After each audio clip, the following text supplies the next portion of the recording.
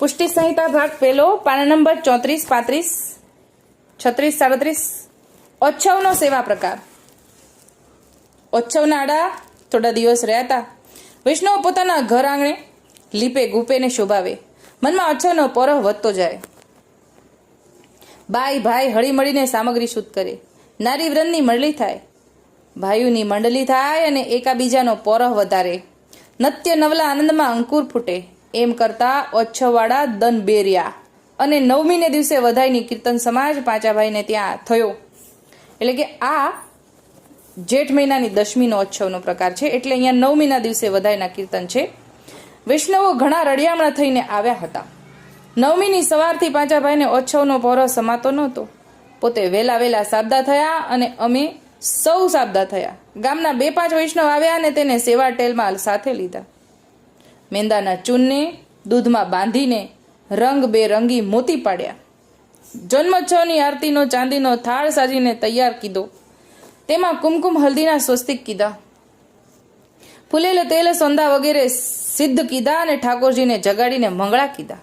દર્શન સુખ લીધા. પછી નૂતન પાક સામગ્રીનો આદર કીધો.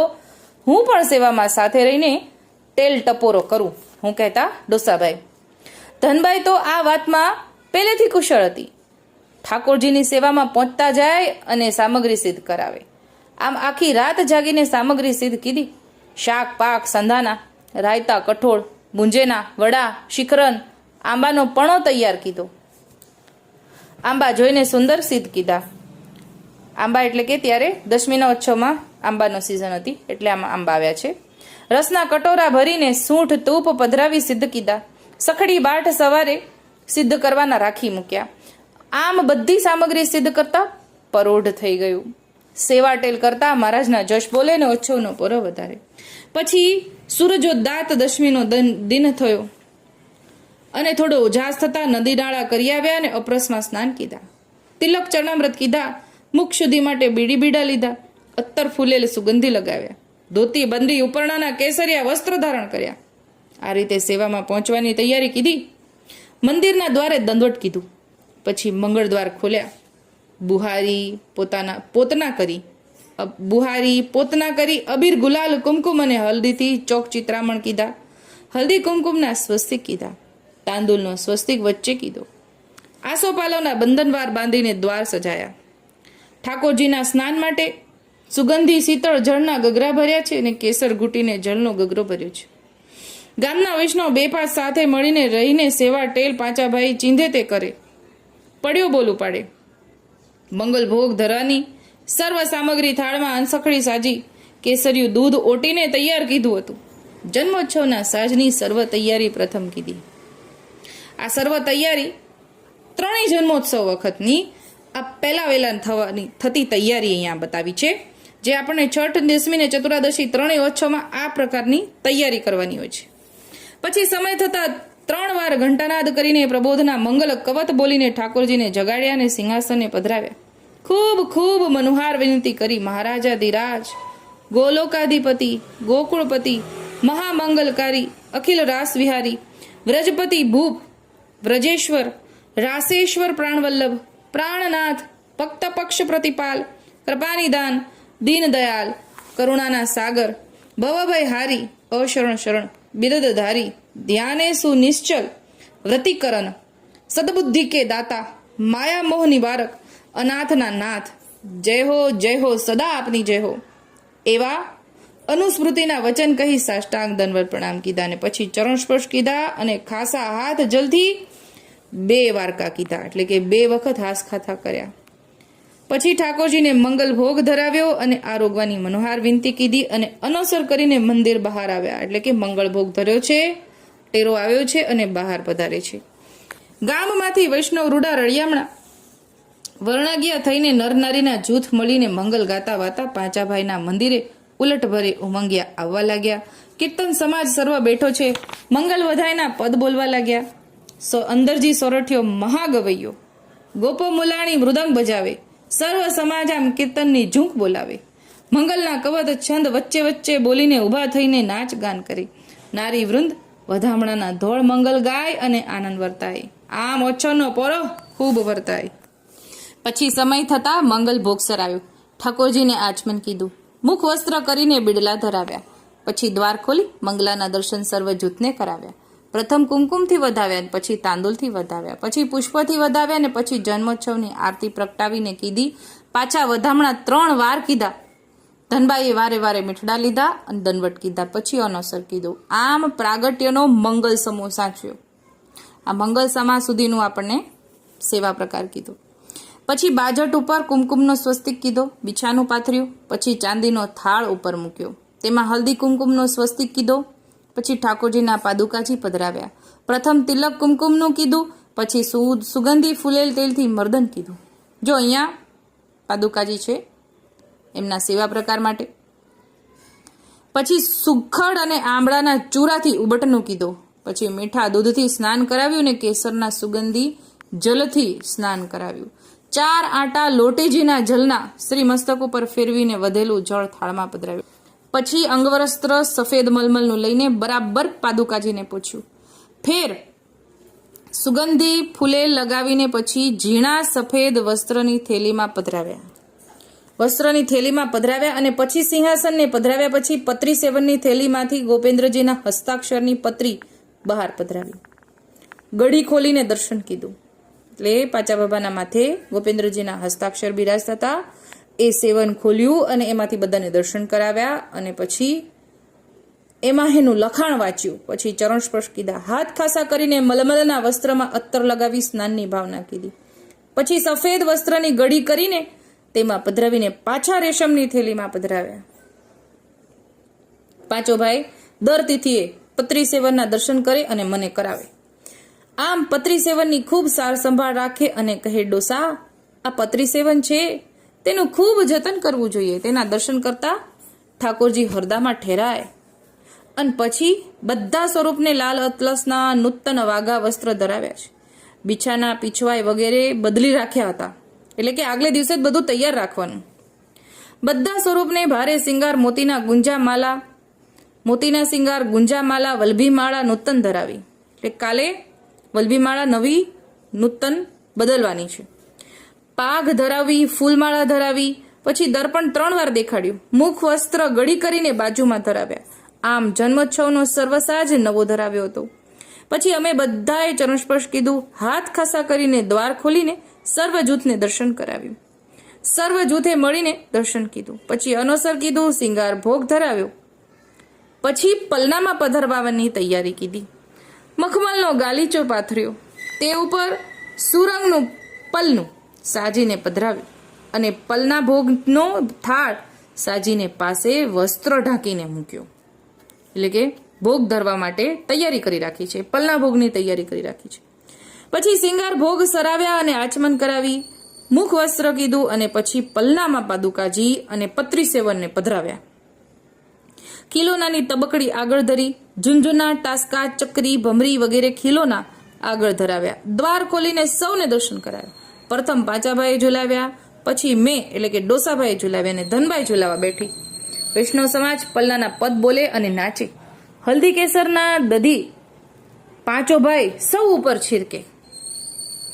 ખાંડ પાયેલા દાણા મિશ્રી શ્રીફળના તુમ ઉડાડે. મેવા મીઠાઈ ઉડાડે. વૈષ્ણવ જૂથ લૂંટા લૂંટ કરે અને નાચે ને કૂદે ને ગાય. એની પેરે આનંદ સગડો જૂથમાં વર્તાય. પછી પલનેથી ઝૂલી ઉતારવાની આરતી કીધી. ન્યોચ્છાવર કીધી. પછી સિંહાસને પધરાવ્યા અને રાજભોગ ધરવાની સર્વ તૈયારી કરવા લાગ્યા. પછી વૈષ્ણવ જૂથ પોતાના ઘર ભણી વળ્યું. આમ જન્મોત્સવનો આનંદ લેતા એક પોર ગયો. સૌ વૈષ્ણવના ઘરમાં આનંદ મંગળ થાય. સૌ પોતપોતાના ઠાકોરજીની સેવામાં સવેળા પહોંચે અને વૈષ્ણવના જૂથમાં ભેળા ભળે. પોતાના આંગણે વૈષ્ણવને અરસપરસ તેડે અને હરડે હરખ નમાય. બધાના ઘરે ઠાકોરજી બિરાજતા હતા.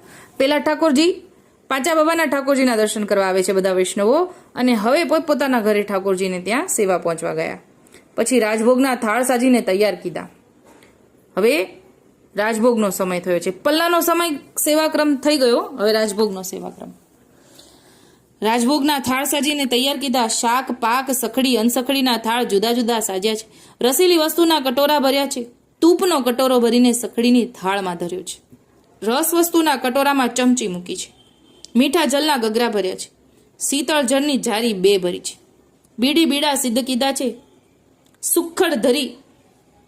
સુખડ ઘસી બરાસ કેસર પધરાવી ચંદન તૈયાર કીધું છે, કેમ કે ઉષ્ણકાળનો સમય છે માટે કીધું છે. આમ તૈયારી રાજભોગ ધરવાની કીધી. બાકી બધી તૈયારી બધા ઓછોમાં આ જ પ્રમાણે છે. બાકી જે પ્રમાણે ઉષ્ણકાળ છે અને વરસાદનો સમય છે તો એ પ્રમાણે સેવા પ્રકારમાં આપેલી સામગ્રી આવે. પાંચો ભાઈ ચીંધે તેમ પછી ઠાકોરજીને ચોકી ઉપર બિછાનું બિછાવીને પધરાવ્યા. આગળ ભોગ ધરવાના પાટલા મૂક્યા છે. પછી સર્વ સામગ્રી હું તથા ધનભાઈ પધરાવા લાગ્યા. પાંચો ભાઈ ધરવા લાગ્યા. જલની જારી 2 ડાબી બાજુએ ધરી અને પછી સખડીના થાળમાં ગ્રાસ 1 તૈયાર કીધો. સર્વ વસ્તુ લઈને પાંચો ભાઈ આરોગાવે અને મીઠા વેણ બોલે. હવે સખડીના થાળમાં ગ્રાસ 1 તૈયાર કીધો એટલે કે બધી વસ્તુ એક કોર બનાવીને સાઈડમાં પધરાવ્યા છે. બધી વસ્તુ ભેગી કરીને ગ્રાસ તૈયાર કરીને ગ્રાસ તૈયાર કીધો કહેવાય છે. પછી શ્રીજીને આરોગાવે. હવે એક પછી એક ઠાકોરજીને આરોગાવે છે સામગ્રી. શ્રીજીને આરોગાવની મનોહાર વિનંતી કરી, મહારાજાધિરાજ આપની વડાઈથી આપના નિકટવર્તી પંચ ભગવતીની કાનેથી આરોગજો ને આ દાસને કૃતાર્થ કરજો. પછી અનોસર કરી અમો બહાર આવ્યા. રાજભોગના પદ બોલવા લાગ્યા. 4 ભોગ આરોગાવાના બોલ્યા. પછી પાંચા ભાઈ પોથી લઈને પાઠ કરવા લાગ્યા. હું તથા ધનભાઈ ભગવતીના નામ માલકાનો પાઠ કરતા હતા. તે રાજભોગ 2 ઘડી સુધી ધરાવી રાખ્યો, એટલે કે 48 મિનિટ સુધી ભોગ રાજભોગનો ધરાવી રાખ્યો. પછી રાજભોગ સરાવવાનો સમય થતા ઘંટાનાદ કર્યા. મંદિરમાં પ્રવેશ કીધો. સર્વ સામગ્રીનો થાળ એક બાજુ સરાવ્યા અને જલની જારી લઈને એક કટોરામાં 3 વખત ઠાકોરજીને અજવન કરાવ્યું. મુખ વસ્ત્ર કરાવીને સિંહાસને પધરાવ્યા અને બીડી બીડા બરાસ સંયુક્ત આરોગાવ્યા અને પાસે ધરાવ્યા. જલની જારી ભરીને ધરાવી. પછી ખંડપાટ ધરાવ્યા. તે ઉપર બીછોનું બિછાવ્યું. ખિલોલાની તબકડી ધરી. ચોપાટની ગાદી બંને બાજુએ બિછાવી. ચોપાટ ધરી. ત્રષ્ટી ધરી. બંને બાજુએ નાની છડી ધરી. ખીલોના વિવિધ ભાતના હતા. કાષ્ટના પણ હતા અને ચાંદીના પણ હતા. બીજે પહોરે ગામમાંથી વૈષ્ણવ ઘર સેવામાંથી પરવારીને આવવા લાગ્યા. હવે પલના પછી બધા વૈષ્ણવ પોતપોતાના ઘરે સેવા પહોંચવા ગયા હતા. હવે પલના પછી અત્યારે હવે આવે છે. આ લોકો ભોગ સરાવે છે ને ત્યારે બીજી પહોર, એક પહોર જતી રહી છે, બીજી પહોરે બધા વૈષ્ણવ પાછા પાંચા બાબાના ઘરે આવે છે. બીજી પહોરે ગામમાંથી વૈષ્ણવ ઘર સેવામાંથી પરવારીને આવવા લાગ્યા. કીર્તન સમાજ સર્વ બેઠો. વધાઈ, ઢાઢિયા, વંશાવળી, કવત બોલવા લાગ્યા. દ્વાર ખોલીને દર્શન કરાવ્યા. કીર્તનિયા ઉમંગિયા કીર્તન કરે. નારી વૃંદ જન્મોત્સવના વધામણા દોડ મંગળ બોલી. આમ સર્વ જૂથ એક સામટું ભેળું થયું. પાંચા ભાઈએ સુગંધી ફૂલેલ તેલ, તેલૈયા, કુમકુમ, તાંદુલના કટોરા એક થાળમાં પધરાવી રાખ્યા હતા. પધરાવી ધરાવ્યા. ચંદનની કટોરી સાથે ધરાવી. અત્તરદાનીમાં અત્તર પધરાવ્યું. શ્રીઅંગના વસ્ત્ર, બિછાના વગેરેને લગાવ્યું. પછી પાંચાભાઈ તથા અમે ફૂલેલ તેલ કટોરામાંથી લઈને સમર્પ્યું. ઠાકોરજી સાથે તેલ તિલક કરે છે. શ્રીકંઠની વલ્ભીમાળાને પ્રથમ પાંચાભાઈને લગાવ્યું. પાંચાભાઈએ લગાવ્યું, પછી અમે લગાવ્યું. પછી તેલૈયા તિલક તાંદુલ પાદુકાજીને કીધા. ચંદન સમર્પ્યું. કેસરી ઉપરણો પાદુકાજીના સેવનને ઉઢાડ્યો. જો આ સેવા પ્રકારમાં પણ છે કે રાજભોગ પછી ઠાકોરજીને કેસરી ઉપરણો ધરવો, એ સેવા પ્રકારના પુસ્તકમાં પણ આપેલું છે. એ પ્રમાણે અહીંયા આવ્યું કે કેસરી ઉપરણો પાદુકાજીના સેવનને ઓઢાડ્યો. પછી ઘઉંના ચૂનનો દીવડો 4 વાટનો કરી થાળમાં સ્વસ્તિક કરીને મૂક્યો. રાજભોગની આરતી કરી. ઘઉંના ચૂનના ઈંડિયા પિંડિયા, અબીર, ગુલાલ, કુમકુમ, હલ્દીના રંગને 4 ઉતારીને નાખ્યા. રાય લૂણ ઉતાર્યા. ન્યોછાવર કીધું.